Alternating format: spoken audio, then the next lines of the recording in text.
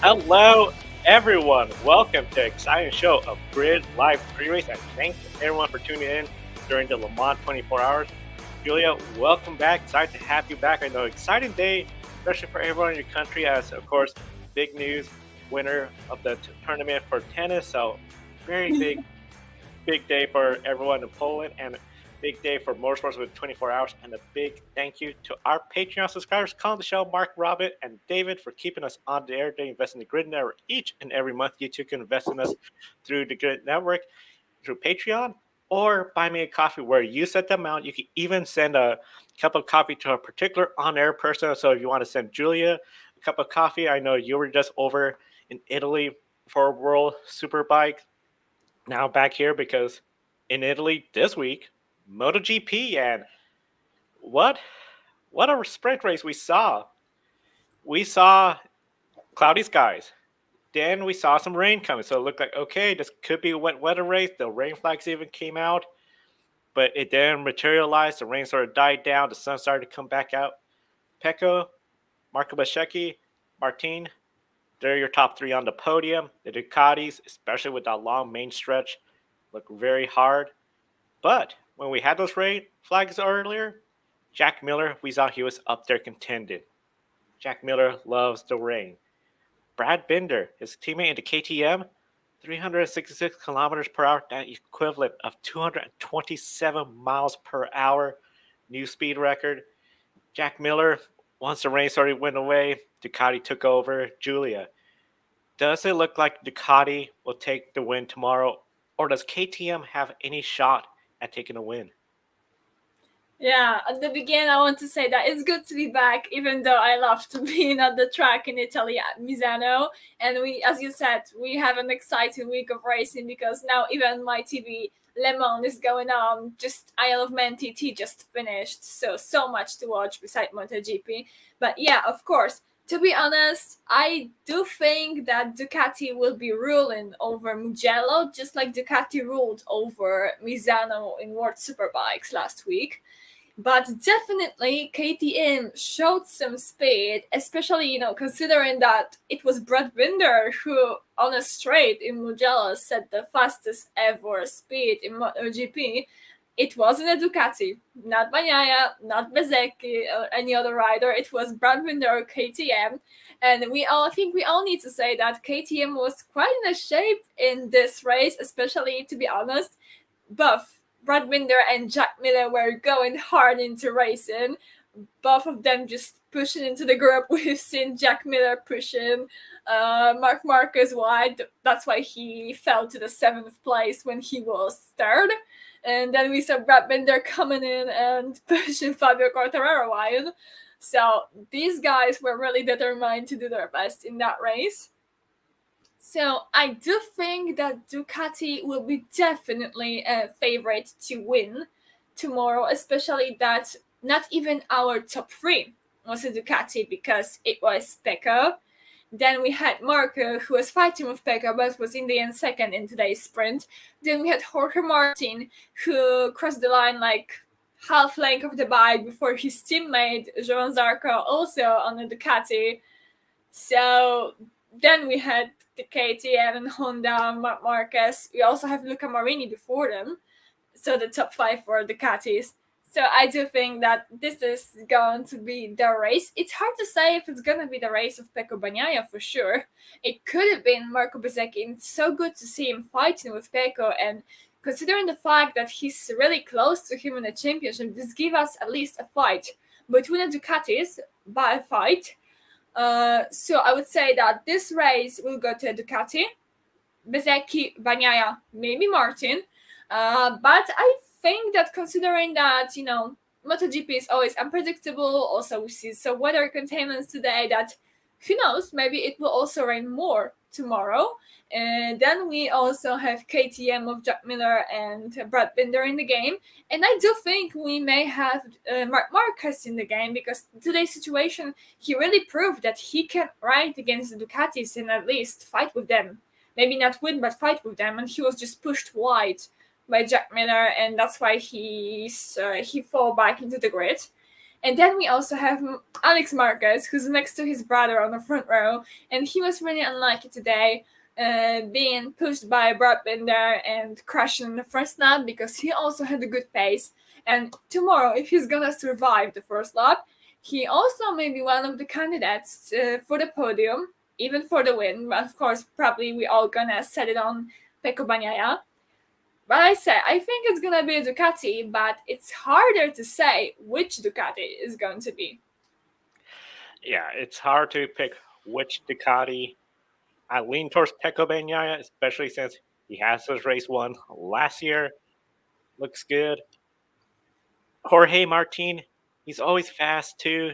It's just that inconsistency. Sometimes he's up there on the front, has a rough race, or unfortunately crashes out. I'm going to be really interested in following how Jorge Martin does.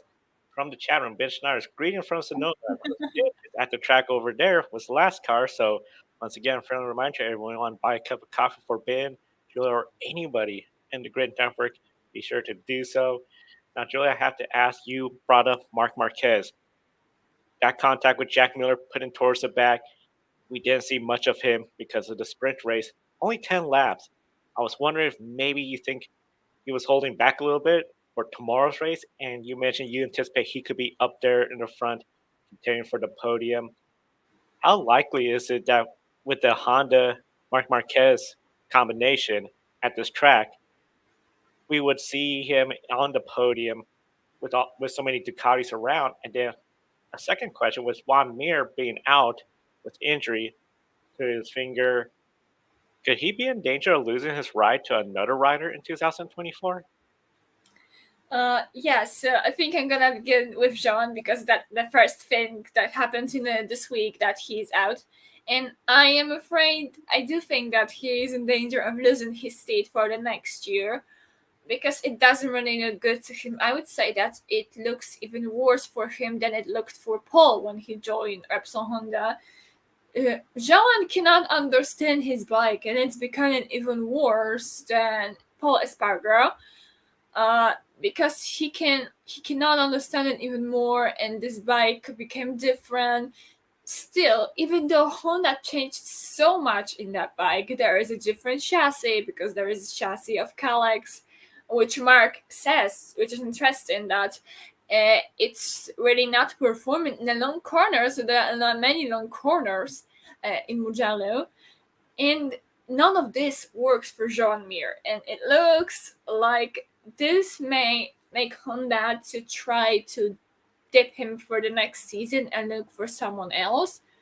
But it's also hard to say if any of the riders would be ready to go to Honda for this commitment of developing the bike, because the situation is not, for example, like Toprak Razgatiolo and World Superbikes moving to the DNW, which is all DNW is also not performing, but it doesn't look as bad as Honda because Honda is performing only in the hands of Marc Marquez.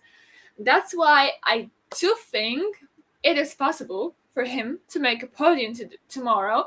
Of course, many things gonna depend on what's gonna happen in the race, on weather conditions, how his physique will look tomorrow, and also, of course, how it looked for him today, because he was pushed really wide by Jack Miller. That's why he lost many positions, and then he got stuck behind Jack and the Ducatis.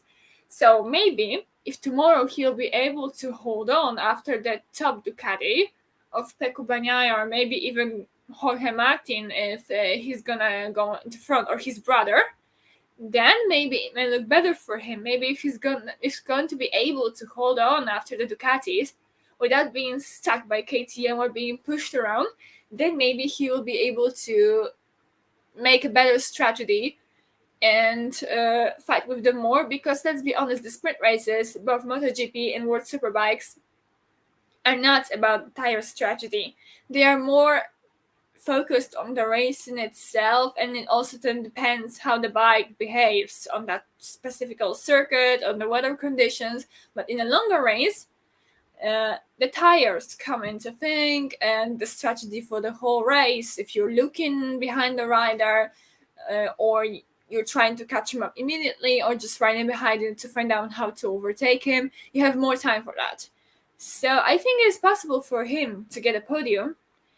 Maybe Mugello. If not Mugello, then any other circuit. Generally, I think that we're gonna see Marc Marquez on the podium this season, even if not tomorrow in Mugello. But yeah, I'm quite curious if he was in the end using the Calyx chassis in the sprint or not, because as I said and what he said, that it is not that good in the long corners, and we do have long corners in Mugello, so this is quite an interesting thing. Uh, but yeah, in the end, I do think he is able to step on the podium, but it's gonna depend on many factors, considering the great pace of the Ducati that we see now. It's gonna be really, really hard, especially that, we're considering that his brother was pushed out today in the race and he was starting next to him. He was on the Ducati, on a really good bike of the Grassini. So if he's gonna be in the game tomorrow, it may be even harder. But of course, it's gonna depend on how this race is gonna work out. The race, the start is going to be so important. I think Marc Marquez is gonna. It's gonna be a struggle, especially those long straightaways. If he could tuck behind a Ducati to try to get that slipstream draft, that's great. But I just see that Ducati still pulling away. This tire saving, the long corners, that could be his great strength. But it's gonna be really interesting to see. And then with Juan Mir, oh my goodness, I thought this was gonna be something where Honda will be back up front.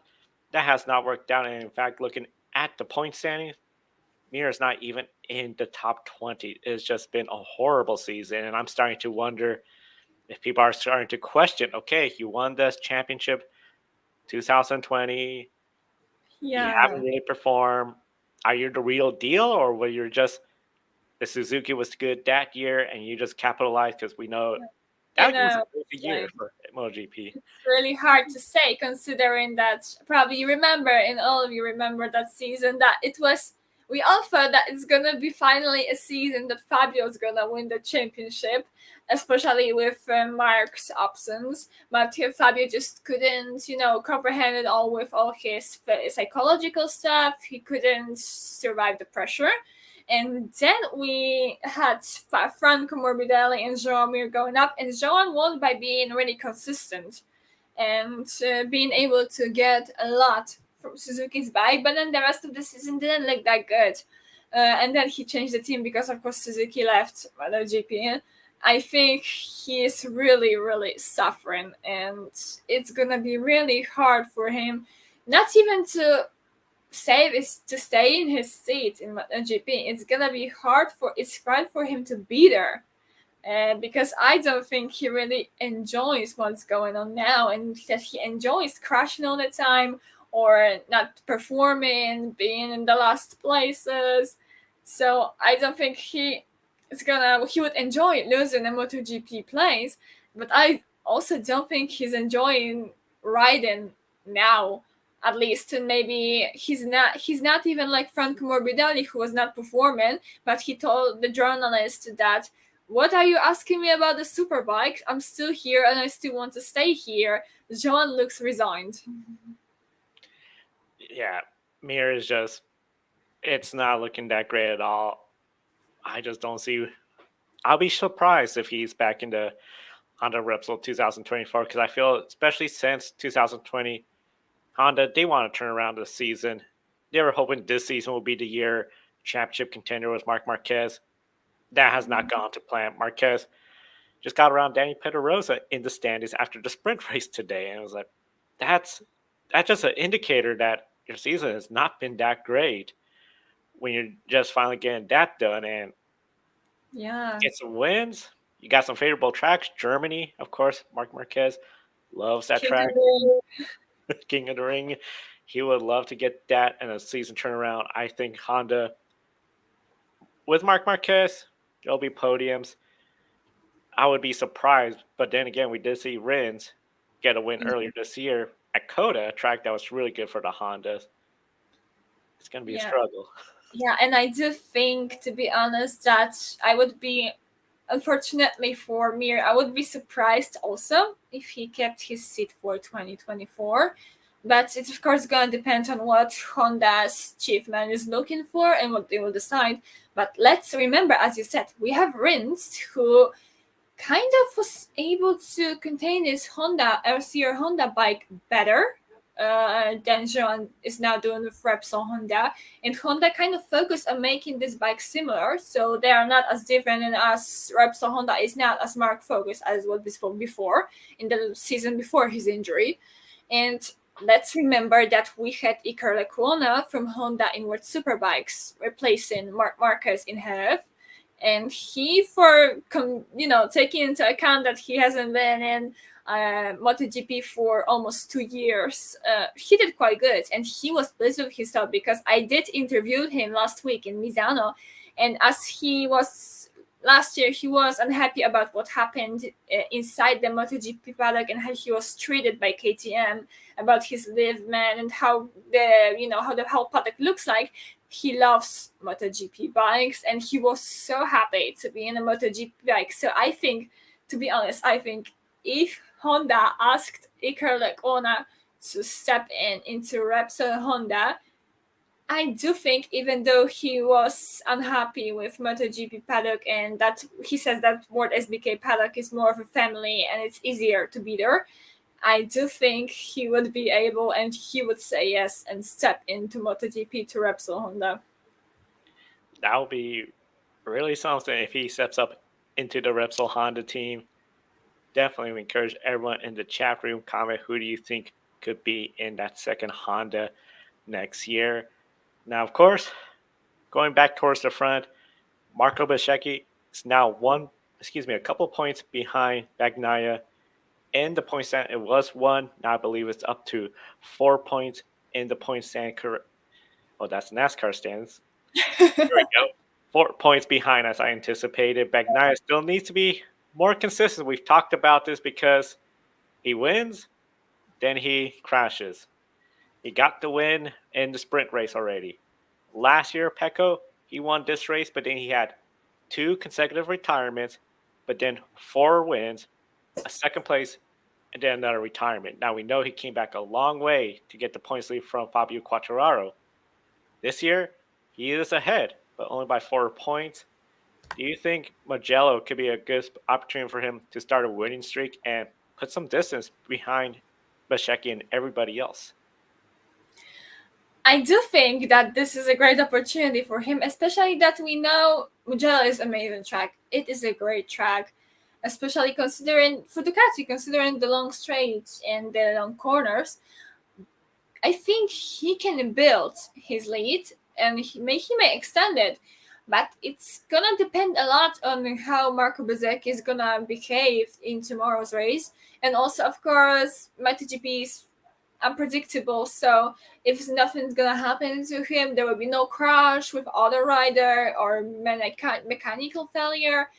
I think Pecco may extend his lead if he wins, but I also do think that Marco Bezzecchi may stay close because he had a really great pace in today's sprint, and it looked like, of course, we had Alex Marquez crashing now, Marc Marquez being pushed off by Jack Miller and falling into the back of top 10.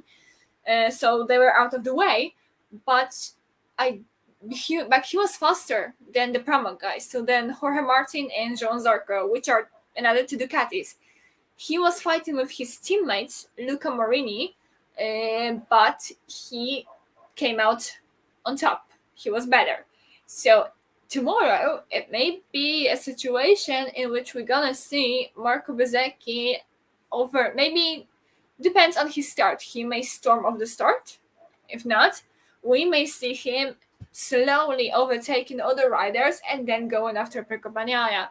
I do think if Pecco is gonna win, he probably is gonna extend his lead in the championship, of course, because that's how it works. But I do think that if nothing's gonna happen, Bezzecchi is gonna, I don't know if he's gonna be second or he'll be fighting for the win, but I do think he's gonna stay close. So he may extend his lead, but it's not gonna be an extension, for example, of 20 few points if he won and Bezzecchi didn't finish the race, because I don't wish this on Marco Bezzecchi. I think no one else does, because we do want a fight on the track and we do want to fight with Pecco Bagnaia. So I think Pecco, if he's now starting to win, he may go fully into it, fully into the mode of getting the championship again. But I think the fellow Ducati riders are his biggest rivals, especially Marco, in the championship. And then let's remember that there is also Mark Marquez, and I know that Honda is not in a good condition. Mark is still not his self. He still needs this, help in the qualifying, for example. But let's not rule him out, and let's consider that he is fully a fighting spirit.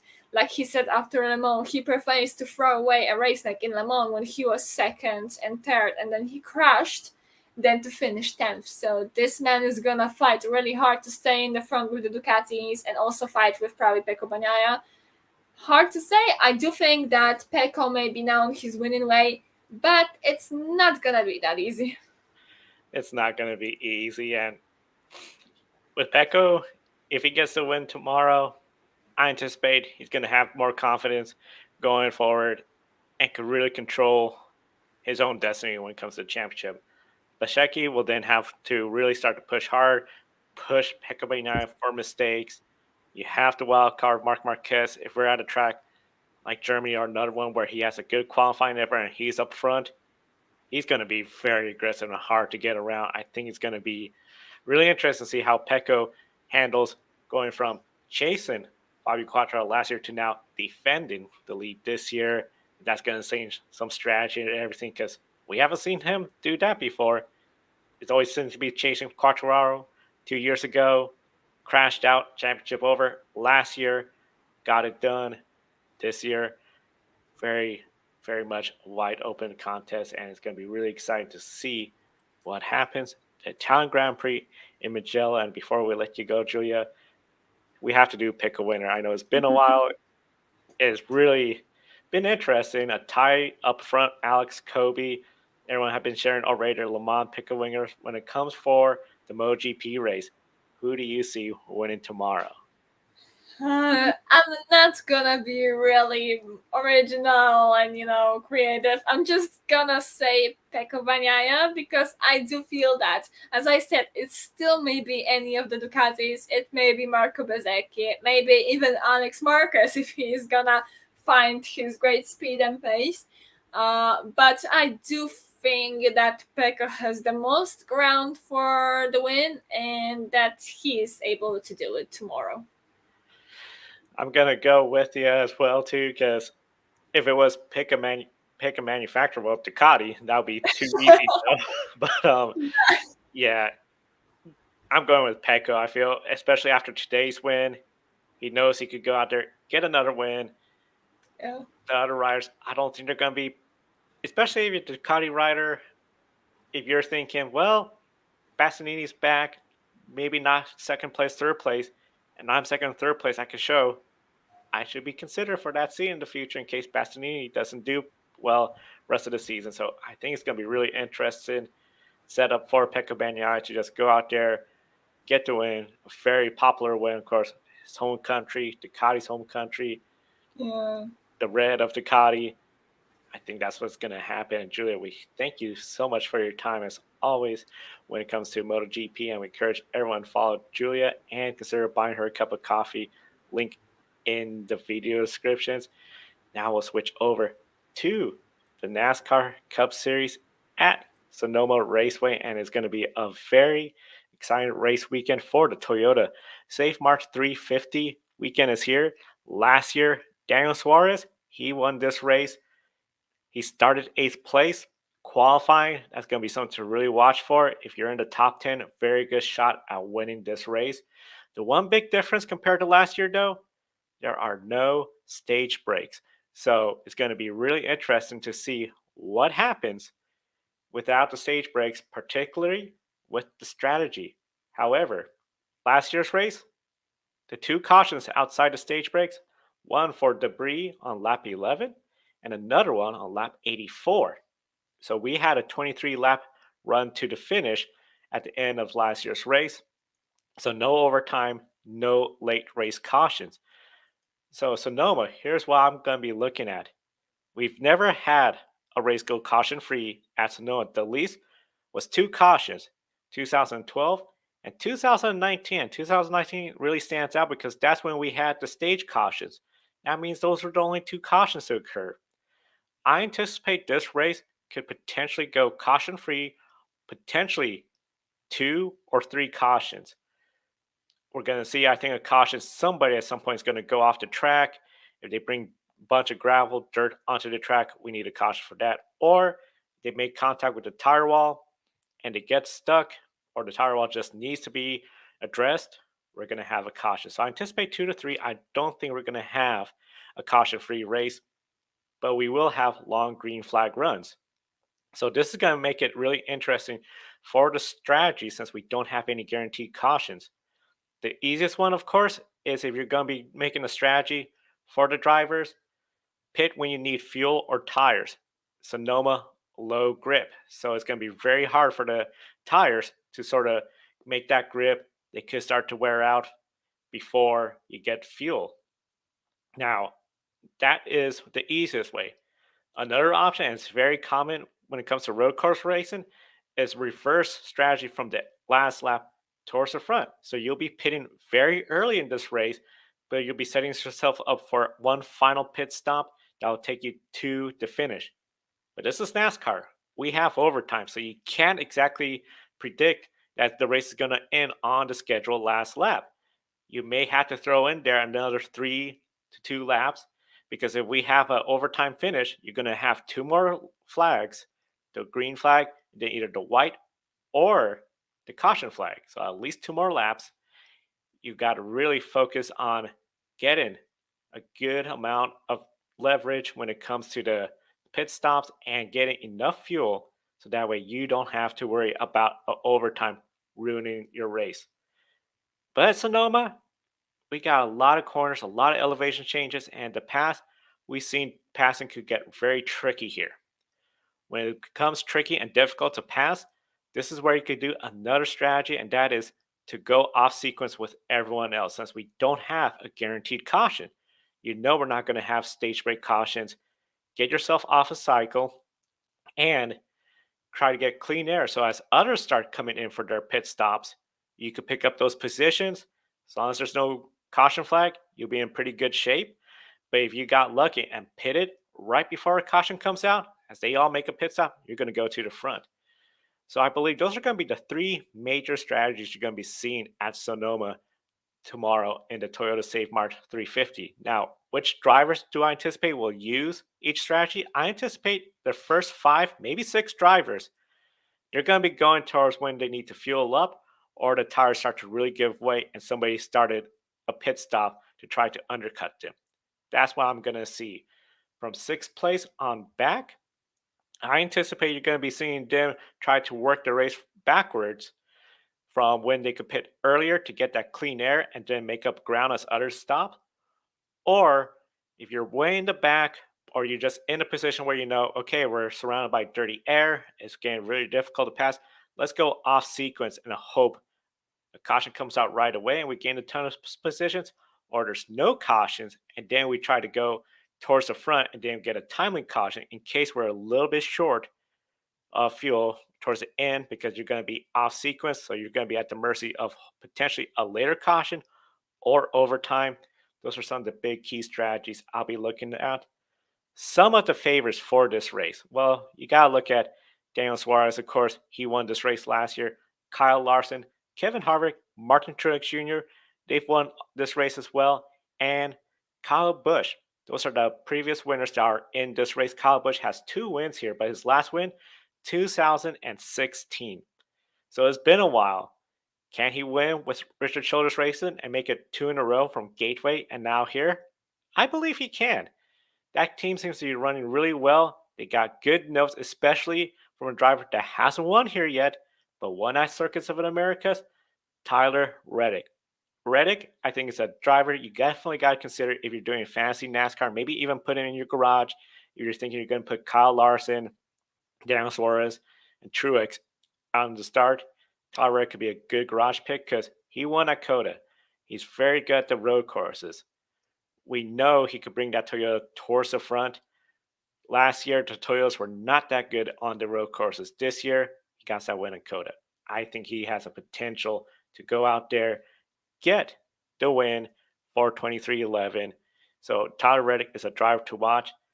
And those are some of the favorites I think you got to be looking at. Now, of course, drivers that haven't won at this track but could win here, I got to look at Christopher Bell. He knows how to get it done. He has a win already. I think he can be a little bit more aggressive when it comes to the strategy, going for the win. Austin Cindric, not having the year he has wanted. He'll love to get a win on a road course. He's really good at these road course races. I can see him up towards the front. Chase Elliott. Surprisingly, he has not won at this track, and a lot of people see him as a favorite coming off of that suspension. If Chase Elliott was to get a win here, he is in the playoffs. He doesn't have to worry about being in the top 30, 35. He just win, you're in, because after this, they'll be down to 10 races to go.